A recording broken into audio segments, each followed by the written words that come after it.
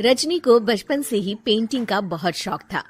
वो हमेशा से ही पेंटर बनना चाहती थी, पर उसके माँ और पिताजी ने उसको कभी भी इस चीज के लिए सपोर्ट नहीं किया और उसकी शादी नीरव से हो गई। नीरव रजनी को बहुत प्यार करता था, पर रजनी हमेशा चुपचाप ही रहती। वो इस शादी से खुश नहीं थी। वो ये शादी नहीं करना चाहती थी। उसे तो हमेशा से पेंटर जो बनना था। अपने इस सपने को वो नहीं पूरा कर पाई, इसलिए वो हमेशा उदास रहती थी। रजनी, बहुत ही बढ़िया फिल्म लगी है, कल देखने चले? नहीं जी, कल मुझे बहुत काम है, मैं नहीं जा पाऊंगी। अच्छा तो कोई बात नहीं, संडे को चलते हैं। देखिए, मुझे फिल्म देखना पसंद नहीं है। आपको जाना है तो चले जाइए। नीरव को मना करके रजनी वहाँ से चली जाती है और अपने बैग को खोलकर उसमें बंद पड़े ब्रश और कलर्स को देखकर रोने लगती है। रजनी, चलो ना कहीं बाहर खाने चलते हैं, कुछ तुम्हारी पसंद का। जी, मुझे नहीं जाना, मेरी तबीयत ठीक नहीं है। रजनी वहाँ से चली जाती है। नीरव को समझ नहीं आता कि रजनी उससे इतना दूर क्यों रहती है। वो जब भी उसके साथ वक्त बिताना चाहता है, रजनी कोई ना कोई बहाना बना देती है। एक दिन घर पर कोई नहीं था। रजनी घर का सारा काम जल्दी से खत्म कर लेती है। घर पर अकेले होने के कारण वो सोचती है कि वो आज पेंटिंग करेगी। वो अपने कमरे में जाकर पेंट ब्रशेस और कलर्स निकालकर जैसे ही कलर मिक्स कर रही होती है कि दरवाजे पर बेल बज जाती है। अब कौन आ गया इस वक्त? इतनी मुश्किल से तो मुझे पेंट करने का मौका मिला है। रजनी दरवाजा खोलती है तो उसकी सास अपनी सहेलियों के साथ खड़ी होती है और सब घर के अंदर आ जाते हैं। अरे बहू, सबको शरबत बनाकर पिला दे, बाहर तो बड़ी गर्मी है। उफ। जी। रजनी पेंट ना कर पाने से उदास हो जाती है। उसे गुस्सा भी आ रहा होता है कि उसने इस शादी के लिए हाँ क्यों कह दी। वो रसोई में जा रही होती है कि उसकी सास उसे रोकती है। बहू, सबके खाने का भी इंतजाम कर लेना, आज का लंच तो ये सब यहीं करेगी। हाँ। रजनी बिना कुछ कहे रसोई में चली जाती है। सबके लिए खाना बनाती है। सब खाना खाते हैं और रजनी घड़ी देखती है कि ये सब कब जाएंगे ताकि वो अपनी पेंटिंग कर सके। जब शाम होती है तब सब चले जाते हैं अपने घर। अरे बहू, सब तेरे खाने की तो बहुत तारीफ कर रहे थे, सबको बहुत अच्छा लगा खाना। आपको मुझे सुबह बताना चाहिए था ना कि आपकी सहेलियां आ रही हैं।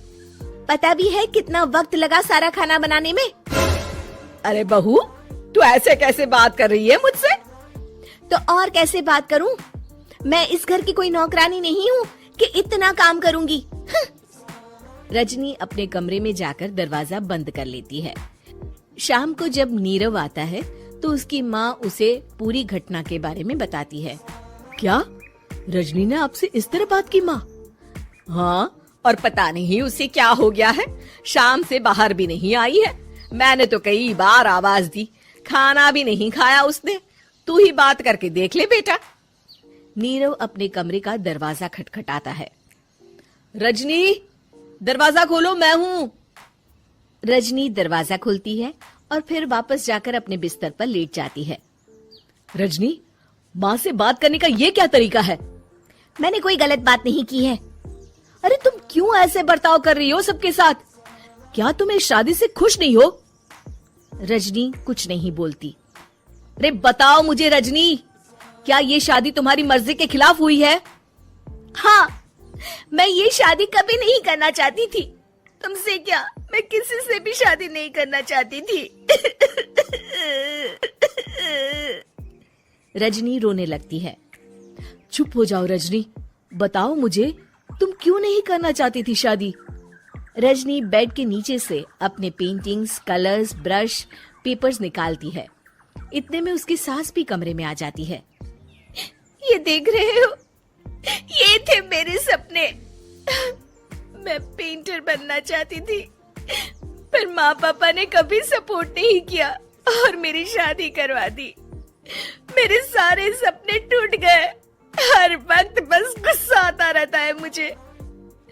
मैं जानती हूँ कि आप लोगों की इसमें कोई गलती नहीं है, पर मैं क्या करूँ, मुझे समझ में नहीं आता।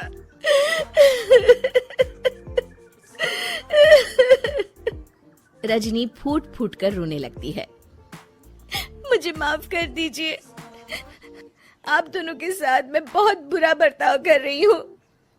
अरे रजनी बेटा चुप हो जाओ तुम। नीरव पानी लेकर आता है। ये लो पानी पियो और शांत हो जाओ। रजनी पानी पीती है और उसकी सास पेंटिंग्स देख रही होती है। अरे नीरव, हमें तो पता ही नहीं था कि हमारी बहू कलाकार है। अरे कितनी अच्छी पेंटिंग्स बनाई है, देखो तो। ये वाली तो मैं अपने कमरे में ले जाऊंगी। आपको ये पेंटिंग्स अच्छी लगी? अच्छी नहीं, बहुत अच्छी लगी। और तुमने हमें बताया क्यों नहीं? तुम जब चाहे पेंटिंग कर सकती हो रजनी। हम तुम्हारे सपनों को पूरा करने में तुम्हारा पूरा साथ देंगे। हाँ बेटा, हम कला की कद्र करते हैं। हम कलाकार तो नहीं, पर मुझे गर्व है कि मेरी बहू एक कलाकार है। रजनी, नीरव और सास तीनों हंस